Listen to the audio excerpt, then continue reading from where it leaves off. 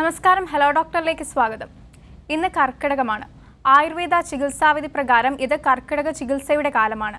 കർക്കിടക ചികിത്സയും ആരോഗ്യ സംരക്ഷണവും എന്ന വിഷയത്തിലാണ് ഹലോ ഡോക്ടർ ഇന്ന് സംസാരിക്കുന്നത്. കർക്കിടക ചികിത്സയുടെ പ്രാധാന്യത്തെക്കുറിച്ച്, ചികിത്സാ രീതികളെക്കുറിച്ചും നമ്മളോട് സംസാരിക്കുന്നത് തിരുവനന്തപുരം പൂജപ്പുര ഗവൺമെൻറ് ആയുർവേദ ആശുപത്രിയിലെ പഞ്ചകർമ്മ വിഭാഗം assistant professor doctor Subina S ആണ്. ഡോക്ടർ നമസ്കാരം. കർക്കിടകവും കർക്കിടക ചികിത്സയും കേരളീയർക്ക് എന്നും ഏറെ പരിചയമുള്ള വിഷയങ്ങളാണ്. അതിലേക്ക് കടക്കുന്നതിന് മുമ്പ് ആമുഖമായി ഒന്ന് രണ്ട് കാര്യങ്ങൾ പറഞ്ഞുകൊള്ളട്ടെ. ആയുർവേദം എന്ന വൈദ്യശാസ്ത്രത്തിൻ്റെ അടിസ്ഥാന ലക്ഷ്യങ്ങൾ 2 ലക്ഷ്യങ്ങളാണുള്ളത്. ഒന്ന് രോഗിയുടെ രോഗശമനം, മറ്റൊന്ന് ആരോഗ്യവാനായ ഒരു വ്യക്തിയുടെ ആരോഗ്യ സംരക്ഷണവുമാണ്. ഇതിൽ രണ്ടാമത് പറഞ്ഞ, അതായത് ആരോഗ്യവാനായ ഒരു വ്യക്തിയുടെ ആരോഗ്യ സംരക്ഷണം എന്ന വിഷയവുമായി ബന്ധപ്പെട്ട് കിടക്കുന്നു നമ്മുടെ ഇന്നത്തെ ചർച്ചാ വിഷയം. ആയുർവേദം വാതപിത്ത കഫ ദോഷങ്ങളെ അടിസ്ഥാനമാക്കിയുള്ള ഒരു ചികിത്സാ രീതിയാണ്. നമുക്ക് 24 മണിക്കൂറുള്ള ഒരു ദിവസത്തിൽ വാതത്തിൻ്റെയും പിത്തത്തിൻ്റെയും കഫത്തിൻ്റെയും വേലിയേറ്റവും വേലിയിറക്കവും നമ്മുടെ ശരീരത്തിൽ ഉണ്ടാകുന്നുണ്ട്. ഇതിന് സമാനമായ വേരിയേഷൻസ് ഋതുക്കൾക്കനുസരിച്ചും നമ്മുടെ ശരീരത്തിൽ ഉണ്ടാകുന്നുണ്ട്, അതായത് സീസൺസിനനുസരിച്ചും. ഇങ്ങനെ ഉണ്ടാകുന്ന വേരിയേഷൻസ് സ്വാഭാവികമായൊരു പ്രതിഭാസമാണെങ്കിൽ പോലും ചില ഘട്ടത്തിൽ അത് രോഗമായി ഭവിക്കാം എന്ന് മനസ്സിലാക്കിക്കൊണ്ട് ഇത്തരം സാഹചര്യങ്ങൾ രോഗമായി ഭവിക്കുന്നതിന് ഒഴിവാക്കുന്നതിന് വേണ്ടി ആയുർവേദത്തിൽ ഒരു പ്രിവെൻഷൻ എന്നവണ്ണമാണ് ഋതുചര്യകളും ദിനചര്യകളും വ്യക്തമാക്കിയിരിക്കുന്നത്. പ്രധാനമായും നമുക്ക് 6 ഋതുക്കളാണുള്ളത്. ശിശിരം, വസന്തം, ഗ്രീഷ്മം, വർഷം, ശരത്ത്, ഹേമന്തം എന്നിവയാണ് ഈ 6 ഋതുക്കൾ. ഇതിൽ വർഷ ഋതുവാണ് കർക്കിടകവുമായി ബന്ധപ്പെട്ട് കിടക്കുന്നത്. അപ്പോൾ നമുക്ക് 6 ഋതുക്കളിലും ചര്യകൾ ആയുർവേദത്തിൽ പറയുന്നുണ്ട്. അതായത് ഒരു ഋതുവിലുണ്ടാകുന്ന ദോഷങ്ങളുടെ വേരിയേഷൻ അടുത്ത ഋതുവിൽ പോകുമ്പോൾ രോഗമായി ഭവിക്കുന്നതിനെ തടയുന്നതിന് വേണ്ടി 6 ഋതുക്കളിലും ചര്യകൾ പറയുന്നുണ്ട്. പക്ഷേ നമ്മൾ കേരളീയർക്ക് ഇന്ന് കർക്കിടക ചികിത്സയാണ് ഏറ്റവും നന്നായി വശമുള്ളത്. കാരണമെന്ന് പറഞ്ഞു കഴിഞ്ഞാൽ കേരളത്തിൽ വളരെ എക്സ്ട്രീം ആയിട്ടുള്ള ഒരു വിൻ്ററോ സമ്മറോ ഇല്ല. കേരളത്തിൽ മറ്റ് സംസ്ഥാനങ്ങളെ അപേക്ഷിച്ച് ഏറ്റവും കൂടുതലായി അനുഭവപ്പെടുന്നത് വർഷ ഋതുവാണ്. കേരളത്തിൻ്റെ ഭൂപ്രകൃതി തന്നെയാണ് അതിൻ്റെ ഒരു കാരണവും. പശ്ചിമഘട്ടത്തിനും അറബിക്കടലിനും ഇടയിൽ സ്ഥിതി ചെയ്യുന്ന കേരളത്തിൽ മറ്റ് സംസ്ഥാനങ്ങളെ അപേക്ഷിച്ച് മഴ എന്നും കൂടുതലായിരുന്നു. വർഷകാലമാണ് കൂടുതലായിട്ടുള്ളത്. അതുകൊണ്ട് തന്നെ വർഷകാലജന്യ രോഗങ്ങളും അവർക്ക് പരിചയമുണ്ടായിരുന്നു. നമ്മുടെ പൂർവികന്മാർ ഇതിനെക്കുറിച്ച് ബോധവാന്മാരായിരുന്നു. അതായത് വർഷകാലത്തുണ്ടാകുന്ന രോഗങ്ങളെ ശമിപ്പിക്കുന്നതിനും വന്ന രോഗങ്ങൾ വരാതെ നോക്കുന്നതിനും വേണ്ടി ആയുർവേദത്തിൽ പറഞ്ഞിരിക്കുന്ന വർഷകാല ഋതുചര്യയെ അവർ ഫോളോ ചെയ്യുകയുണ്ടായി. അതായത് വർഷകാല ഋതുചര്യയുടെ ഒരു പ്രതിഫലനമാണ് ഈ കർക്കിടക ചികിത്സ എന്ന് നമുക്ക് പറയേണ്ടി വരുന്നു. ഡോക്ടർ, അതുപോലെ ഈ ആരോഗ്യ സംരക്ഷണത്തിൽ കർക്കിടക ചികിത്സയ്ക്കുള്ള പ്രാധാന്യം എന്താണ്? ഇത് പറയുന്നതിന് മുമ്പ് ഈ കർക്കിടകത്തിൽ എന്താണ് സംഭവിക്കുന്നതെന്ന് നോക്കാം. അതായത് നമുക്കറിയാം കർക്കിടകം വരുന്നതിന് മുമ്പ് ഉള്ള ഋതു, അതായത് ഋതു എന്ന് പറയുന്നത് ഗ്രീഷ്മ ഋതുവാണ്. ഗ്രീഷ്മ ഋതു എന്ന് പറഞ്ഞാൽ അത്യാവശ്യം നല്ല ചൂടുള്ള ഒരു വേനൽക്കാലമാണ്. അതിനുശേഷം പെട്ടെന്ന് മഴ വരികയാണ് ചെയ്യുന്നത്. ഈ അന്തരീക്ഷത്തിൽ ഉണ്ടാകുന്ന വ്യതിയാനം പലതരത്തിലുള്ള മാറ്റങ്ങൾ ഉണ്ടാകുന്നുണ്ട്. അതാണ് ഇപ്പോൾ മൈക്രോ ഓർഗാനിസംസ്, ബാക്ടീരിയകൾ, ഫംഗസുകൾ, വൈറസുകൾ എന്നിവയൊക്കെ പെറ്റുപെരുകുന്നതിനും വ്യാപിക്കുന്നതിനുമുള്ള അനുകൂല സാഹചര്യങ്ങൾ ഉണ്ടാകുന്നുണ്ട്. നമുക്കറിയാം ഒരു മഴ കഴിയുമ്പോൾ പലതരത്തിലുള്ള പകർച്ചവ്യാധികളും പകർച്ചപ്പനികളും ഇന്ന് ഉണ്ടാകുന്നുണ്ട്. ഇതിൻ്റെയൊക്കെ കാരണം ഇതാണ്. അപ്പോൾ കർക്കിടകത്തിൽ സംഭവിക്കുന്ന എന്ന് വെച്ചാൽ നല്ല മഴയാണ്. നല്ല മഴയാകുമ്പോൾ തണുപ്പാണ്. തണുപ്പെന്ന് പറയുന്നത് വാതദോഷവുമായി ബന്ധപ്പെട്ട് കിടക്കുന്നു. നമുക്കറിയാം ഈ കർക്കിടക കാലത്ത് കൂടുതലും വേദനകളൊക്കെ കൂടുതലായിട്ട് പേഷ്യൻസ് പറയാറുണ്ട്. അത് വാതദോഷത്തിൻ്റെ ഒരു കോപമാണ്. വാതദോഷം വർദ്ധിക്കുകയാണ് കർക്കിടക ഋതുവിൽ സംഭവിക്കുന്നത്. അതേപോലെ തന്നെ പിത്തത്തിൻ്റെ, അതായത് ചൂട് പിടിച്ച് കിടന്ന ഒരു ഭൂമിയിലേക്ക് പെട്ടെന്ന് മഴയായി ഭവിക്കുമ്പോൾ ഉണ്ടാകുന്ന ഒരു പ്രതിഭാസം അമ്ലപിത്തം എന്ന് ആയുർവേദത്തിൽ എക്സ്പ്ലെയിൻ ചെയ്യുന്നുണ്ട്. ഇതിന് സമാനമായി നമ്മുടെ ശരീരത്തിലും മാറ്റങ്ങൾ ഉണ്ടാകുന്നുണ്ട്. കാരണം പ്രകൃതിക്കുണ്ടാകുന്ന മാറ്റങ്ങൾ മനുഷ്യൻ്റെ ശരീരത്തിലും ഉണ്ടാകുന്നതിന് കാരണം മനുഷ്യനും പ്രകൃതിയുടെ ഭാഗമായതുകൊണ്ട് തന്നെയാണ്. അപ്പോൾ നമ്മുടെ ശരീരത്തിൽ പിത്തദോഷത്തിൻ്റെ ഒരു ദുഷ്ടി ഉണ്ടാകുന്നുണ്ട്. ഇതെങ്ങനെ നമുക്ക് മനസ്സിലാക്കാമെന്ന് വെച്ച് കഴിഞ്ഞാൽ ഈ വർഷ ഋതുവിൽ അമ്ലപിത്തം, അതായത് അസിഡിറ്റി, പുളിച്ചു തകിട്ടൽ, ദഹനക്കേട് തുടങ്ങിയ സിംറ്റംസ് കൂടുന്നതായിട്ട് പേഷ്യൻസ് പറയാറുണ്ട്. ഇത് ഒരുതരം പിത്തത്തിൻ്റെ ദുഷ്ടിയാണ് കാണിക്കുന്നത്. അതേപോലെ തന്നെ കർക്കിടകത്തിൽ സംഭവിക്കുന്ന മറ്റൊരു ബുദ്ധിമുട്ടാണ് കഫദോഷത്തിൻ്റെ ദുഷ്ടി. അതായത് ശ്വാസമുട്ട്, അലർജി, ആസ്മ, സന്ധിവേദനകൾ, നീർക്കെട്ട്, സ്കിൻ ഡിസീസുകൾ ഇവയെല്ലാം വർദ്ധിക്കുന്നതും നമ്മൾ ശ്രദ്ധിക്കാറുണ്ട്. അപ്പോൾ ചുരുക്കി പറഞ്ഞാൽ വാതദോഷത്തിൻ്റെ ഒരു കോപനവും പിത്തകഫങ്ങളുടെ ദുഷ്ടിയുമാണ് കർക്കിടക ഋതുവിൽ സംഭവിക്കുന്നത്. അപ്പോൾ നമ്മുടെ ട്രീറ്റ്മെൻ്റ് എന്ന് പറയുന്നത് വാതത്തിനെ ശമിപ്പിക്കുന്നതും പിത്തകഫ ദുഷ്ടിയെ പരിഹരിക്കുന്നതുമായിട്ടുള്ള ഒരു ത്രിദോഷ ബേസായിട്ടുള്ള ട്രീറ്റ്മെൻറ്റാണ് നമ്മൾ കർക്കിടകത്തിൽ അവലംബിക്കേണ്ടത്. വ്യക്തമാണ് ഡോക്ടർ. അതുപോലെ തന്നെ എന്തെല്ലാം ചികിത്സാ രീതികളാണ് ആരോഗ്യ സംരക്ഷണത്തിന്റെ ഭാഗമായിട്ട് കർക്കിടകത്തിൽ ചെയ്യുന്നത്? അതെ, അതായത് ഞാൻ പറഞ്ഞു കർക്കിടകത്തിൽ വർഷകാല ഋതുചര്യയുടെ ഒരു അനുകരണമാണ് ചെയ്യുന്നതെന്ന്. അപ്പോൾ വർഷകാല ഋതുചര്യയിൽ പറയുന്നത് എന്താണെന്ന് വെച്ചാൽ ശോധന ചികിത്സകളും വസ്തിയുമാണ് മെയിനായിട്ടും പറഞ്ഞിരിക്കുന്നത്. ശോധന ചികിത്സ എന്ന് പറയുന്നത് നമ്മുടെ ശരീരത്തിൻ്റെ ക്ലെൻസിങ് തെറാപ്പികളാണ്. അതായത് വർദ്ധിച്ചിരിക്കുന്ന ദോഷങ്ങളെ നമ്മുടെ ശരീരത്തിൽ വർദ്ധിച്ചിരിക്കുന്ന ദോഷങ്ങളെ ഔഷധങ്ങൾ കൊടുത്ത് പുറത്തേക്ക് കളയുന്ന ട്രീറ്റ്മെൻറ്റാണ് ശോധന ചികിത്സകൾ എന്ന് പറയുന്നത്. ആയുർവേദത്തിൽ പഞ്ചവിധ ശോധനകൾ പറയുന്നുണ്ട്. വമനം, വിരേചനം, വസ്തി, നസ്യം, രക്തമോക്ഷം എന്നിവയാണ് പഞ്ചവിധ ശോധനകൾ. ഇതിൽ ആദ്യത്തേത് വമനം. വമനം എന്ന് പറഞ്ഞാൽ ആദ്യം നമ്മൾ ഔഷധയുക്തമായ നെയ്യ് പേഷ്യൻറ്റിന് സേവിപ്പിക്കും. എന്നിട്ട് ചില പ്രത്യേക ലക്ഷണങ്ങളൊക്കെ നോക്കി അസസ് ചെയ്തിട്ട് മാക്സിമം 7 days വരെയാണ്, 7 ദിവസം വരെ നമ്മൾ ഈ നെയ്യ് സേവിപ്പിക്കും. അത് കഴിഞ്ഞിട്ട് ഔഷധങ്ങൾ കൊടുത്ത് ദോഷങ്ങളെ ഛർദ്ദിപ്പിച്ച് പുറത്ത് കളയുന്ന ട്രീറ്റ്മെൻറ്റാണ് വമനം. അടുത്തത് വിരേചനം. വിരേചനവും ഇതുപോലെ തന്നെ നമ്മൾ ഔഷധങ്ങൾ യുക്തമായ നെയ്യ് സേവിപ്പിച്ച് ഔഷധങ്ങൾ കൊടുത്ത് പേഷ്യൻറ്റിനെ വയറിളക്കി ദോഷങ്ങളെ പുറത്ത് കളയുന്ന ട്രീറ്റ്മെൻറ്റാണ് വിരേചനം എന്ന് പറയുന്നത്. അതുപോലെ തന്നെ മെഡിക്കേറ്റഡ് എനിമയാണ് വസ്തി. എനിമ എന്ന് പറയുമ്പോൾ ഗുദമാർഗേണ ഔഷധങ്ങൾ കൊടുത്തിട്ട് ഇതേപോലെ ദോഷങ്ങളെ പുറത്ത് കളയുന്നതാണ് വസ്തി എന്ന് പറയുന്നത്. അടുത്തത് നസ്യം. നസ്യം എന്ന് പറഞ്ഞാൽ നമ്മുടെ ശിരസിനെ, അതായത് തലയിൽ ശിരസിനെ ആസ്പദമായി ഇരിക്കുന്ന ദോഷങ്ങളെ മൂക്കിലൂടെ ഔഷധങ്ങൾ കൊടുത്ത് പുറത്ത് കളയുന്നതാണ് നസ്യം എന്ന് പറയുന്നത്. രക്തമോക്ഷം എന്ന് പറയുന്നത് ബ്ലഡ് ലെറ്റിംഗ് ആണ്. അത് ഓരോ സിംറ്റംസ് നോക്കിയിട്ടാണ് നമ്മൾ സെലക്ട് ചെയ്യുന്നത്. ഈ ഓരോ രോഗിക്കും ഏത് ശോധനയാണ് വേണ്ടതെന്ന് നമ്മൾ സെലക്ട് ചെയ്തിട്ട് അതിനനുസരിച്ചാണ് നമ്മൾ ചെയ്യാറുള്ളത്. ഡോക്ടർ, അതുപോലെ തന്നെ എന്തെല്ലാം തിരുമൽ ചികിത്സകളാണ് ഈ കർക്കിടക ചികിത്സയുടെ ഭാഗമായിട്ട് ചെയ്യുന്നത്? ഞാൻ ഇപ്പോൾ സൂചിപ്പിച്ചതുപോലെ മെയിനായിട്ടും നമ്മൾ ചെയ്യുന്നത് ശോധന ചികിത്സ പറഞ്ഞു കഴിഞ്ഞു. എന്നാൽ ഈ ശോധന ചികിത്സ എല്ലാവർക്കും ആവശ്യമുണ്ടോ എന്ന് ചോദിച്ചാൽ ഇല്ല. ശോധന ഇൻഡിക്കേറ്റഡ് ആയിട്ടുള്ള ചില കണ്ടീഷൻസ്, ചില ലക്ഷണങ്ങൾ, ചില രോഗാവസ്ഥകൾ, ഈ അവസ്ഥകൾ മാത്രമാണ് നമ്മൾ ശോധന ട്രീറ്റ്മെൻറ്റ് ചെയ്യാറുള്ളത്. അല്ലാതെയുള്ള കണ്ടീഷനുകളിൽ നമ്മൾ ശമന ട്രീറ്റ്മെൻറ്റാണ് ചെയ്യുന്നത്. നമ്മൾ നേരത്തെ സൂചിപ്പിച്ചു, വാദത്തിൻ്റെ കോപമാണ് ഇവിടെ സംഭവിക്കുന്നത്. വാദദോഷമാണ് ഇവിടെ കോപിച്ച് നിൽക്കുന്നത്. അപ്പോൾ വാദത്തിൻ്റെ ശമനമാണ് നമ്മൾ കർക്കിടകത്തിൽ ചെയ്യേണ്ടത്. വാദത്തിൻ്റെ ശമനം എന്ന് പറയുമ്പോൾ ആയുർവേദത്തിൽ സ്നേഹസ്വേദനം എന്ന് തുടങ്ങുകയാണ് പറയുന്നത്. അതായത് അഭ്യംഗം, ഉഴിച്ചിൽ, പിഴിച്ചിൽ, വിയർപ്പിക്കൽ, കിഴികൾ, ഇതൊക്കെയാണ് ഇതിൽ വരുന്നത്. അതായത് നമുക്ക് ഏറെ പരിചയമുള്ള ആ ഭാഗം വരുന്നത് ഇവിടെയാണ്. ശമന ചികിത്സയാണ്. വാദത്തിൻ്റെ ശമനം എന്ന രീതിയിൽ നമ്മൾ ചെയ്യുന്ന ഈ ട്രീറ്റ്മെൻറ്റുകളാണ് ഇന്ന് കേരളീയർക്ക് ഏറ്റവും പരിചയമുള്ളത്. എന്നാൽ ഇത്തരം ട്രീറ്റ്മെൻറ്റുകൾ എല്ലാവർക്കും കർക്കിടകമാണ് എന്ന് കരുതി ചെയ്യണോ എന്ന് ചോദിച്ചു കഴിഞ്ഞാൽ നമുക്ക് അതിന് വ്യക്തമായ ഒരു ആൻസറുണ്ട്. അതായത് കർക്കിടകമാണെന്ന് കരുതി ഇത്തരത്തിലുള്ള പിഴിച്ചിൽ, ഉഴിച്ചിൽ, കിഴികൾ മുതലായ ഒരു പാക്കേജ് പോലെ ചെയ്യേണ്ട ആവശ്യമുണ്ടോ എന്ന് ചോദിച്ചാൽ ഒരിക്കലുമില്ല.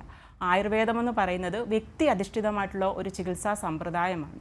അതായത് ഇപ്പോൾ ഒരേ അസുഖമുള്ള 2 രോഗികൾ വന്നാൽ അതിൽ ഒരാൾക്കുള്ള ചികിത്സ ആയിരിക്കണം എന്നില്ല അടുത്ത ആൾക്ക് ചെയ്യുന്നത്. അത് രോഗത്തിൻ്റെ അവസ്ഥയും രോഗിയുടെ അവസ്ഥയും ഒക്കെ നോക്കിയിട്ടാണ് നമ്മൾ സെലക്ട് ചെയ്യുന്നത്. അതുകൊണ്ട് നമ്മളീ പറയുന്ന ഉഴിച്ചിൽ, പിഴിച്ചിൽ, ഞവരക്കിഴി അതുപോലെയുള്ള കാര്യങ്ങൾ എല്ലാ പേഷ്യൻസിനും ഒരുപോലെ ചെയ്യേണ്ട ആവശ്യം കർക്കിടകത്തിലുണ്ടോ എന്ന് ചോദിച്ചാൽ ഇല്ല. അത് ഒരു ഡോക്ടറുടെ നിർദ്ദേശപ്രകാരം, ഒരു ഡോക്ടറുടെ മേൽനോട്ടത്തിൽ മാത്രമാണ് നമ്മൾ ചെയ്യാറുള്ളത്. അതുപോലെ തന്നെ കർക്കിടകത്തിൽ നമ്മൾ മാനസികമായിട്ടുള്ള ടെൻഷൻസിനൊക്കെ കുറയ്ക്കാൻ വേണ്ടി ശിരോധാര, ശിരോവസ്തി തുടങ്ങിയ ട്രീറ്റ്മെൻറ്റുകളും ചെയ്യാറുണ്ട്. ഇതൊക്കെ നമ്മൾ സാധാരണയായി ചെയ്തു വരുന്ന ട്രീറ്റ്മെൻറ്റുകളാണ്. ഇതെല്ലാം നമ്മുടെ രോഗങ്ങളെ ശമിപ്പിക്കുന്നതിനും രോഗപ്രതിരോധ ശേഷി വർദ്ധിപ്പിക്കുന്നതിനും നല്ലതാണെങ്കിൽ പോലും ഇതൊക്കെ ഒരു ഡോക്ടറുടെ മേൽനോട്ടത്തിൽ മാത്രം ചെയ്താൽ വളരെയധികം ഗുണം ചെയ്യുന്നതും അല്ലാത്ത പക്ഷം ബുദ്ധിമുട്ടുകൾ ഉണ്ടാക്കുന്നതുമാണ്. കർക്കിടക ചികിത്സയുടെ ഭാഗമായുള്ള മറ്റ് ചികിത്സാ രീതികൾ എന്തെല്ലാമാണ് ഡോക്ടർ? കർക്കിടക ചികിത്സയ്ക്ക് ഭാഗമായി ഇപ്പോൾ നമ്മൾ പറഞ്ഞ ഈ സ്വേദന കർമ്മങ്ങൾ അല്ലെങ്കിൽ അഭ്യംഗം തുടങ്ങിയ ട്രീറ്റ്മെൻറ്റുകൾ ചെയ്യാവുന്നതാണ്. പിന്നെ കർക്കിടകത്തിൽ സംഭവിക്കുന്ന മറ്റൊരു സംഭവം എന്ന് പറയുന്നത് അഗ്നിമാന്ദ്യമാണ്. അഗ്നിമാന്ദ്യം എന്ന് പറഞ്ഞാൽ ഡൈജസ്റ്റീവ് ഇമ്പയർമെൻ്റ് ആണ്. അതായത് നമ്മുടെ അഗ്നിബലം കുറഞ്ഞു പോകുന്നതാണ് പല രോഗങ്ങൾക്കും കാരണമെന്നാണ് ആയുർവേദം വിശ്വസിക്കുന്നത്. അപ്പോൾ നമുക്ക് അഗ്നിബലം കുറഞ്ഞു പോയ ഈ കണ്ടീഷനിൽ അഗ്നിയെ വർദ്ധിപ്പിച്ച് കൊണ്ടുവരുന്നതിനുള്ള ട്രീറ്റ്മെൻറ്റുകളും നമ്മൾ കർക്കിടകത്തിൽ ചെയ്യേണ്ടതാണ്. അത് കർക്കിടക കഞ്ഞി നമുക്ക് എല്ലാവർക്കും പരിചയമുള്ളതാണ്. കർക്കിടക കഞ്ഞി പോലെയുള്ള കുറേ ചികിത്സാ രീതികൾ നമ്മൾ ചെയ്തു വരുന്നുണ്ട്. അപ്പോൾ കർക്കിടക കഞ്ഞി എന്ന് പറയുന്നത് നമ്മുടെ അഗ്നിയെ വർദ്ധിപ്പിക്കുന്നതിന് വേണ്ടി നമ്മൾ ചെയ്യുന്ന ഒരു ആയുർവേദ രീതിയിലുള്ള ഒരു ട്രീറ്റ്മെൻറ്റാണ്. അതായത് ആയുർവേദത്തിൽ പറയുകയാണെങ്കിൽ ഇപ്പോൾ അഗ്നിമാന്ദ്യം ഉള്ള ഏതൊരു കണ്ടീഷനിലും പേയാതിക്രമമാണ് ആയുർവേദത്തിൽ അഡ്വൈസ് ചെയ്യുന്നത്. പേയ എന്ന് പറഞ്ഞാൽ കഞ്ഞിയാണ്. അപ്പോൾ സ്വതവേ അഗ്നിബലം കുറഞ്ഞിരിക്കുന്ന കർക്കിടക ഋതുവിൽ എന്തുകൊണ്ടും നമുക്ക് ചെയ്യാൻ പറ്റുന്ന ഒരു ചികിത്സാ രീതിയാണ് കർക്കിടക കഞ്ഞി. പക്ഷേ ഇന്ന് നമുക്ക് മാർക്കറ്റിൽ ഒരുപാട് തരം കർക്കിടക കിറ്റുകളൊക്കെ അവൈലബിൾ ആണ്. അതായത് ഞവരയരി മുതലായ അരികൾ, ഉണക്കലരി തുടങ്ങിയൊക്കെ ചേർത്ത് ധാരാളം തരത്തിലുള്ള കിറ്റുകൾ നമുക്കിന്ന് അവൈലബിൾ ആണ്. അപ്പോൾ ഇത് എല്ലാവർക്കും കൊടുക്കണോ എന്ന് ചോദിച്ചു കഴിഞ്ഞാൽ നമ്മുടെ എല്ലാ പേഷ്യൻസിനും കൊടുക്കാൻ പറ്റിയ കണ്ടീഷനല്ല. അതായത് ഇപ്പോൾ നമ്മുടെ വീടുകൾ തന്നെ പ്രമേഹ രോഗികൾ കാണും, അതുപോലെ തന്നെ ഹൈപ്പർ ടെൻഷനുള്ള പേഷ്യൻസ് കാണും, അതുപോലെ കൊളസ്ട്രോൾ ഉള്ള പേഷ്യൻസ് കാണും. അപ്പോൾ ഇവരെയൊക്കെ നമ്മൾ ട്രീറ്റ് ചെയ്യുമ്പോൾ എല്ലാവർക്കും ഒരേ പാക്കറ്റിൽ ലഭിക്കുന്ന കർക്കിടക കിറ്റുകൾ ഉപയോഗിക്കാൻ പാടില്ല. കാരണം എന്ന് പറഞ്ഞു കഴിഞ്ഞാൽ ഇപ്പം ഓരോരുത്തരുടെയും അഗ്നിബലം നോക്കിയിട്ട് അവർക്ക് പറ്റിയ രീതിയിലുള്ള ഔഷധങ്ങൾ കൂടി ചേർത്ത് സംസ്കരിച്ചിട്ട് വേണം നമ്മൾ ഔഷധങ്ങൾ സെലക്ട് ചെയ്യാൻ. അക്ഷര ഒന്നുകൂടി ചേരുന്നുണ്ട്. പാലക്കാട് നിന്ന് അക്ഷരയാണ്, ചോദിച്ചോളൂ. ഹലോ ഡോക്ടർ, നമസ്കാരം. നമസ്കാരം, പറഞ്ഞോളൂ. മാഡം, ഈ തണുപ്പ് കാലത്ത് നമുക്ക് പീരിയഡ്സ് ആകുമ്പോൾ വയറുവേദന കൂടുതലായി കാണുമോ? വേദന കൂടുതലായിട്ട് അനുഭവപ്പെടുന്നുണ്ടോ? ഇല്ല, എനിക്കായിട്ടില്ല. അപ്പം തണുപ്പ് കാലത്ത് ഇങ്ങനെ ഉണ്ടാകാറുണ്ടോ? വേദന കൂടുതൽ അനുഭവപ്പെടാം. കാരണം തണുപ്പ് എന്ന് പറയുന്നത് എപ്പോഴും നമ്മുടെ വാതദോഷവുമായി ബന്ധപ്പെട്ടിട്ടുള്ളതാണ്. അപ്പോൾ സ്വാഭാവികമായിട്ടും ചിലപ്പോൾ ഈ തണുപ്പ് കൂടുമ്പോൾ വേദനകൾ കൂടുതലായി വരാൻ ചാൻസ് ഉണ്ട്. അങ്ങനെ അനുഭവപ്പെട്ടിട്ടുണ്ടോ? ഇല്ല, എനിക്ക് പീരിയഡ്സ് ആകുമ്പോൾ വേദന വരാനുള്ള ചാൻസ് ഉണ്ടോ എന്ന് ചോദിക്കുന്നത്. ചാൻസ് ഉണ്ടോ എന്നാണോ ചോദിച്ചത്? ചാൻസ് ഉണ്ട്. അത് നിർബന്ധമില്ല. പക്ഷേ വേദന സ്ഥിരമായിട്ട് വേദന വരുന്ന പേഷ്യൻ്റ് ആളാണെങ്കിൽ വേദന കൂടാൻ ചാൻസ് ഉണ്ട്. എന്ന് വെച്ചിട്ട് തണുപ്പാകുമ്പോൾ വേദന കൂടി വരണമെന്ന് നിർബന്ധമൊന്നുമില്ല. ചോദിക്കാൻ കാരണം എന്താണ്? അല്ല, ഞാൻ ചോദിച്ചതല്ല. അപ്പൊ ഇതിന്റെ അമ്മയ്ക്ക് തണുപ്പത്തെ പല്ലുവേദന ഉണ്ട്, അത് ശരിയാണോ? മറ്റുള്ള വേദനകളെല്ലാം ഈ ഋതുവിൽ കൂടാൻ ചാൻസ് കൂടുതലാണ്. ഞാൻ പറഞ്ഞു വാദത്തിൻ്റെ, നമ്മുടെ ആയുർവേദ രീതിയിൽ പറയുകയാണെങ്കിൽ വാദത്തിൻ്റെ കോപമാണ് ഉണ്ടാകുന്നത്. അപ്പം വാദകോപം ഉണ്ടാകുമ്പോൾ, അതായത് വാദദോഷം കോപിക്കുമ്പോൾ നമുക്ക് വേദനകൾ, നമ്മുടെ ശരീരത്തിൽ എവിടെയൊക്കെ വേദനയുണ്ടോ ആ ഭാഗങ്ങളിലെല്ലാം വേദന കുറച്ചൊന്ന് അധികരിക്കുന്നതായിട്ട് ശ്രദ്ധിച്ചിട്ടുണ്ട്. അതുകൊണ്ട് പല്ലുവേദന അങ്ങനെ കൂടാം. പിന്നെ പല്ലിന് എന്തെങ്കിലും ഇൻഫെക്ഷനോ അങ്ങനത്തെ ബുദ്ധിമുട്ടുകളോ എന്തോ ഉണ്ടെങ്കിൽ അതൊരു ഡോക്ടറെ കണ്ടൊന്ന് പരിശോധിപ്പിച്ച് നോക്കണം, എന്തുകൊണ്ടാണ് പല്ലുവേദന വന്നത് എന്നുള്ളത്. കേട്ടോ മാഡം, കല്ലുപ്പ് പല്ലി വെച്ച വേദന കുറയാനുള്ള ചാൻസ് ഉണ്ടോ? ഉപ്പ് അത് നമ്മൾ അനലൈസ് ചെയ്യണം. എന്താണ് ഈ പല്ലുവേദനയുടെ കാരണം എന്താണെന്നൊന്ന് പരിശോധിച്ച് നോക്കിയിട്ട്, ചിലപ്പോൾ ഇൻഫെക്ഷൻസ് വന്നിട്ട് പല്ലുവേദന വരാം. മനസ്സിലായോ? അപ്പം എന്തുകൊണ്ടാണ് ഈ പല്ലുവേദന വന്നത് എന്ന് നോക്കിയിട്ട് അതിന് വേറെ കുഴപ്പങ്ങളൊന്നും ഇല്ല എന്നുണ്ടെങ്കിൽ നമുക്ക് നാട്ടിൽ ചെയ്യുന്ന ചില ട്രീറ്റ്മെൻറ്റുകളൊക്കെ ചെയ്യാവുന്നതാണ്. പക്ഷേ നമ്മൾ ആദ്യം ചെയ്യേണ്ടത് എന്തുകൊണ്ടാണ് പല്ലുവേദന വന്നത് എന്ന് അനലൈസ് ചെയ്തിട്ട് വേണം ചെയ്യാൻ. ശരി, പ്രേക്ഷകയ്ക്ക് വ്യക്തമായെന്ന് കരുതുന്നു. ഡോക്ടർ, അതുപോലെ കർക്കിടക ചികിത്സയുടെ ഭാഗമായിട്ട് കഴിക്കേണ്ട ആയുർവേദ മരുന്നുകൾ എന്തെല്ലാമാണ്?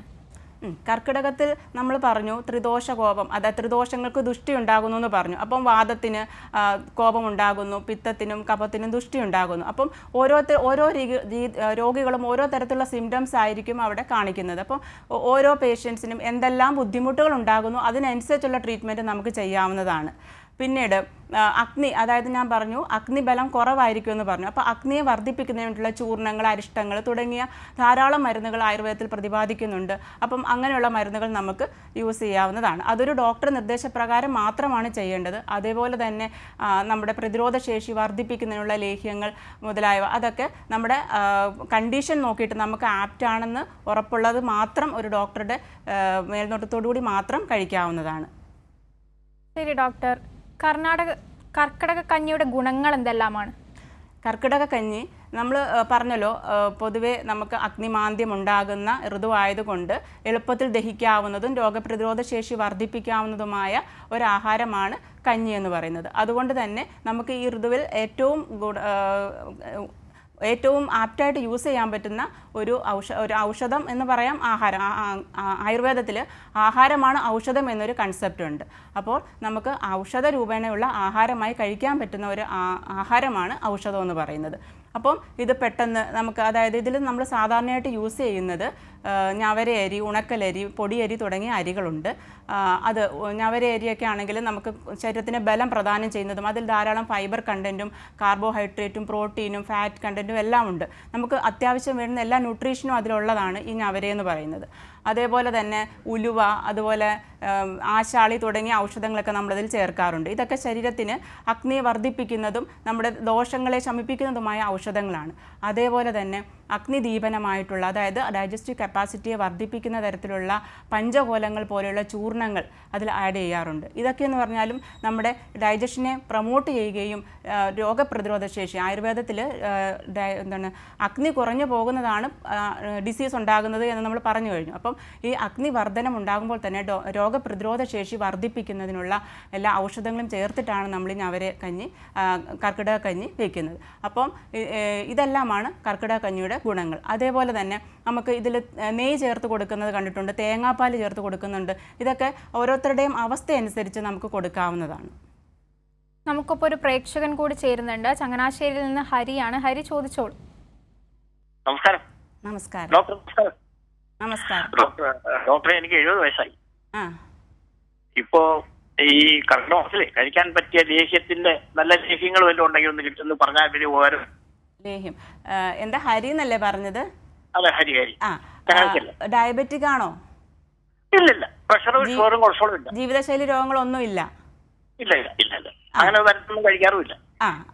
നല്ലോണം വ്യായാമമൊക്കെ ചെയ്യുന്ന ആളാണോ? ഇല്ല, വ്യായാമമില്ല, ഫോട്ടോഗ്രാഫറാ. ആ, നമുക്ക് എന്തെങ്കിലും ശ്വാസമുട്ടോ അങ്ങനെ എന്തെങ്കിലും അസുഖങ്ങൾ സാധാരണ ഉണ്ടാകാറുണ്ടോ? ഒന്നുമില്ല.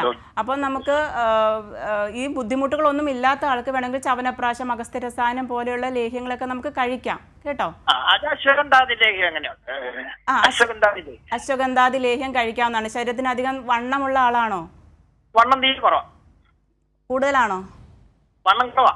ഇല്ല, കുറവാണ്. അപ്പോൾ നമുക്ക് അശ്വഗന്ധാദി ലേഹ്യം പോലെ അത് കഴിക്കാവുന്നതാണ്. വേറെ ബുദ്ധിമുട്ടുകളൊന്നും ഇല്ലാന്ന് ഉറപ്പുണ്ടെങ്കിൽ നമുക്ക് കഴിക്കാവുന്നതാണ്. ഓക്കെ. കർക്കിടക ചികിത്സാ രീതികൾ ആർക്കൊക്കെയാണ് ചെയ്യാൻ കഴിയുക? എന്തെങ്കിലും രോഗമുള്ളവർ ഈ ചികിത്സകൾ പിന്തുടർന്നാൽ ദോഷഫലങ്ങളുണ്ടോ ഡോക്ടർ? ചികിത്സകൾ എന്ന് പറയുമ്പോൾ ഞാൻ പറഞ്ഞു കഞ്ഞി പോലെയുള്ള, അതായത് കർക്കിടക കഞ്ഞിയൊക്കെ ആണെങ്കിൽ നമുക്ക് പ്രായഭേദമന്യേ എല്ലാവർക്കും കൊടുക്കാവുന്നതാണ്. ചെറിയ കുട്ടികൾ തൊട്ട് പ്രായം നല്ല മുതിർന്ന ആൾക്കാർക്ക് പോലും കൊടുക്കാവുന്നതാണ്. അവരുടെ രോഗാവസ്ഥയും കണ്ടീഷനും നോക്കിയിട്ട്. ഞാൻ നേരത്തെ സൂചിപ്പിച്ചതുപോലെ പ്രമേഹ രോഗികളൊക്കെ ആണെങ്കിൽ നമ്മൾ എന്താണ് കുറച്ച് മില്ലറ്റ്സ് പോലെയുള്ള ഗ്ലൈസിമിക് ഇൻഡെക്സ് കുറഞ്ഞ ധാന്യങ്ങൾ ചേർത്തിട്ട് പാകപ്പെടുത്തി കഞ്ഞി, അതായത് ഞവരരി കുറച്ചിട്ട് അതിൻ്റെ കൂടെ മറ്റുള്ള ഗ്ലൈസിമിക് ഇൻഡെക്സ് കുറവുള്ള ധാന്യങ്ങളൊക്കെ ചേർത്ത് പാകപ്പെടുത്തി കൊടുക്കാവുന്നതാണ്. എല്ലാവർക്കും പ്രായഭേദമന്യേ. നമുക്കറിയാം കഞ്ഞി എന്ന് പറയുന്നത് വളരെ പെട്ടെന്ന് ദഹിക്കുന്നതും അബ്സോർബ് ചെയ്യുന്നതുമായ ഒരു ആഹാരമാണ്. അതുകൊണ്ട് തന്നെ ഇതൊരു ചികിത്സയുടെ ഭാഗമായിട്ട് നമുക്ക് പ്രായഭേദമന്യേ എല്ലാവർക്കും കൊടുക്കാവുന്നതാണ്.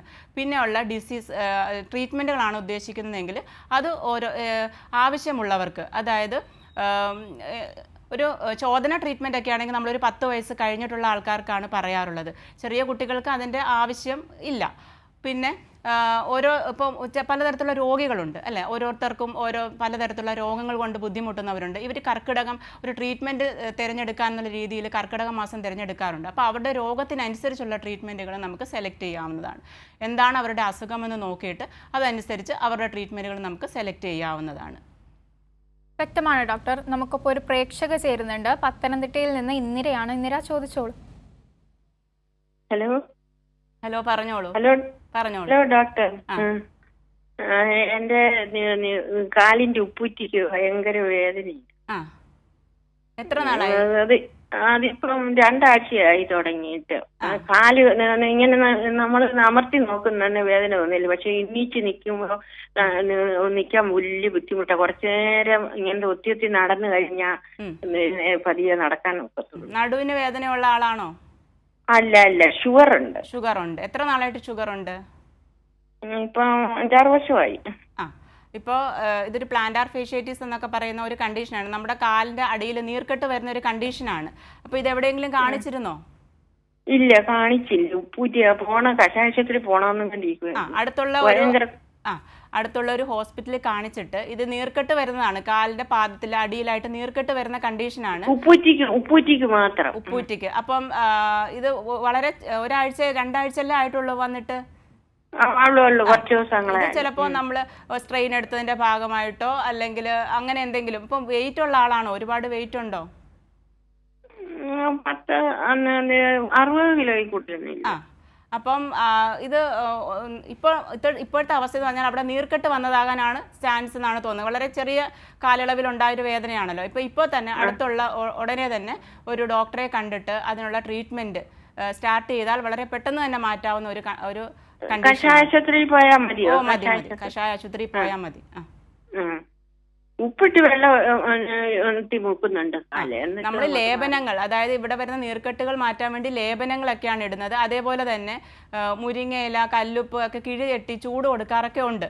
അപ്പം കണ്ടീഷൻ എന്താണെന്ന് നോക്കിയിട്ട് ഒരു ഡോക്ടറെ കൂടി കാണിച്ചിട്ട് ട്രീറ്റ്മെന്റ് ചെയ്യുന്നത് നല്ലതായിരിക്കും. എന്നാ ശരി ഡോക്ടർ. ഓക്കെ ഡോക്ടർ, അതുപോലെ കർക്കിടക ചികിത്സ ചെയ്യുമ്പോൾ ശ്രദ്ധിക്കേണ്ട കാര്യങ്ങൾ എന്തെല്ലാമാണ്? അനുഷ്ഠിക്കേണ്ട ചിട്ടകളും പഥ്യങ്ങളും എന്തെല്ലാമാണ്? കർക്കിടകം പൊതുവെ രോഗസാധ്യത കൂടിയ ഒരു ഋതുവാണ്. അതുപോലെ തന്നെ പ്രതിരോധം കുറഞ്ഞിരിക്കുന്ന ഒരു ഋതുവാണ്. അപ്പോൾ നമ്മൾ ശ്രദ്ധിക്കേണ്ടതെന്ന് പറഞ്ഞു കഴിഞ്ഞാൽ നമ്മൾ ആഹാര രീതിയിൽ ഒരുപാട് കാര്യങ്ങൾ ശ്രദ്ധിക്കാറുണ്ട്. എളുപ്പത്തിൽ ദഹിക്കാവുന്നതും വേഗം ഡൈജസ്റ്റ് ചെയ്യാവുന്ന വീട്ടിലുണ്ടാക്കുന്ന ആവിയിൽ വേവുന്ന ആഹാരങ്ങൾ കഴിക്കുന്നതായിരിക്കും നല്ലത്. ഇപ്പോൾ നമുക്ക് ഒരുപാട് ഫാസ്റ്റ് ഫുഡുകളും പുറത്തോട്ടൊക്കെ ഇറങ്ങിക്കഴിഞ്ഞാൽ ഒരുപാട് തട്ടുകടകളും ഒക്കെ ഉണ്ട്. അപ്പോൾ ഇങ്ങനെയുള്ള വറുത്തതും പൊരിച്ചതുമായ ആഹാരങ്ങളെല്ലാം കഴിവതും ഒഴിവാക്കുക. എളുപ്പത്തിൽ ദഹിക്കുന്ന ആഹാരങ്ങൾ കഴിക്കുക. ലഘുവായ വ്യായാമങ്ങൾ നമ്മൾ അഭ്യസിക്കുക. നമുക്ക് ചെറിയ രീതിയിൽ യോഗകളൊക്കെ ചെയ്യാവുന്നതാണ് ഈ ഋതുവിൽ. അതുപോലെ തന്നെ വ്യക്തി ശുചിത്വം പാലിക്കുക. നമുക്ക് ഈ ഋതുവിൽ ഫംഗൽ ഇൻഫെക്ഷൻ പോലെയുള്ള അസുഖങ്ങൾ വരാൻ ചാൻസ് വളരെ കൂടുതലാണ്. നമ്മുടെ വസ്ത്രങ്ങളൊക്കെ നന്നായിട്ട് കഴുകി ഉണക്കി സൂക്ഷിക്കുക. വീടും പരിസരവും വൃത്തിയായി സൂക്ഷിക്കുക. അതുപോലെ തന്നെ പുകയ്ക്കുക. അതായത് ഇപ്പോൾ മഴക്കാലത്ത് കൊതുകുകളൊക്കെ പെരുകാനുള്ള ചാൻസ് വളരെ കൂടുതലാണ്. അപ്പോൾ നമുക്ക് അപരാജിത ധൂപനം എന്നൊക്കെ എന്ന് തുടങ്ങുന്ന ധൂപനങ്ങളൊക്കെ നമ്മുടെ ആയുർവേദ ഡിസ്പെൻസറികളിലൊക്കെ അവൈലബിൾ ആണ്. അപ്പോൾ ഇതുപോലെയുള്ള ധൂപനങ്ങളൊക്കെ പുകയ്ക്കുക. ഇങ്ങനെയുള്ള കാര്യങ്ങളെല്ലാം വളരെയധികം ശ്രദ്ധിക്കുക. പകലുറക്കം ഒഴിവാക്കുക. രാത്രി നന്നായി ഉറങ്ങുക. തിളപ്പിച്ചാറ്റിയ വെള്ളം മാത്രം കുടിക്കുക. ഇങ്ങനെയുള്ള കാര്യങ്ങൾ ചെയ്യുന്നത് വളരെ നന്നായിരിക്കും. വ്യക്തമാണ് ഡോക്ടർ. വീട്ടിൽ തന്നെ ചെയ്യാവുന്ന കർക്കിടക ചികിത്സാ രീതികൾ എന്തെല്ലാമാണ്?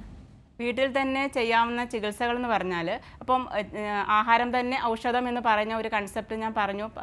കർക്കിടക കഞ്ഞി, കർക്കിടകത്തിൽ ഒരു നേരത്തെ ആഹാരം നമുക്ക് കർക്കിടക കഞ്ഞിയായി ഫിക്സ് ചെയ്യാവുന്നതാണ്. അത് ഒരു രീതിയാണ്.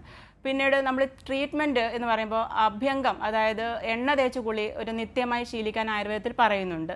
എന്ന് വെച്ച് എല്ലാവർക്കും അഭ്യംഗം ചെയ്യാമോ എന്ന് ചോദിച്ചു കഴിഞ്ഞാൽ ചില കണ്ടീഷനിൽ ചില പേഷ്യൻസിന് എണ്ണ ഇട്ടാൽ കണ്ടീഷൻ ഗുരുതരമാകുന്ന അവസ്ഥകളുണ്ട്.